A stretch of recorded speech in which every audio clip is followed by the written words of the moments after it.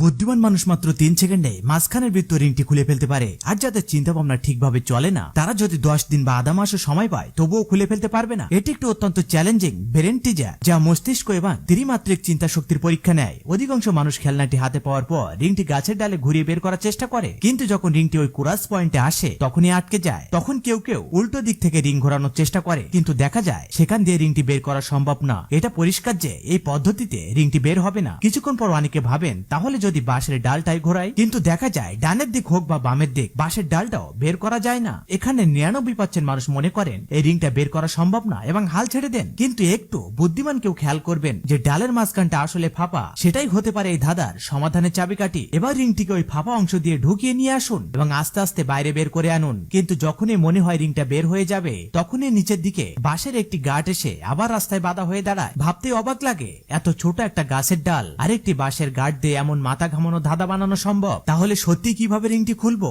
আপনার ছোট একটা লাইক যদি পড়ে, সেটাই হবে আমার সবচেয়ে বড় অনুপ্রেরণা। এবার আমি আপনাকে পুরো সঠিক সমাধানটা দেখাই। রিংটি গাছের ফাঁপা অংশ দিয়ে ঢুকিয়ে ডালের চারপাশ দিয়ে একবার গোল করে ঘোরান, তাহলে রিংটি বেরিয়ে আসবে। এখন তো একটু লাইক, সাবস্ক্রাইব ও ফলো করাই যায়।